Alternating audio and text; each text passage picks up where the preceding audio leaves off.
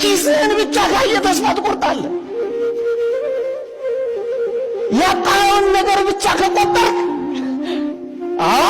ጸሎት ታቋርጣለህ። የጎደለብህን ነገር ብቻ የምትደምር ከሆነ ለቤተ ክርስቲያን ለቅዱስ እግዚአብሔር ጀርባን ትሰጣለህ። ጥለው የሄዱትን ሰዎች ብቻ የምታይ ከሆነ ልዑል እግዚአብሔርን ትሳደባለህ፣ ታማለህ። እይታ ነው የሚወስነው። ከጎደለ ይልቅ የበዛብህን ማየት ስትችል ግን ከጠፋው ነገር በላይ የጠፋውን እጥፍ አድርጎ ሊሰጥህ የሚችለውን አምላክ ማየት ስትችል ግን ያን ጊዜ ማመስገን ትችል። በኢዮብና በሚስቱ መካከል የነበረው እይታቸው ብቻ ነው። ኦርቶዶክሳውያን ምንድን ነው እይታችን?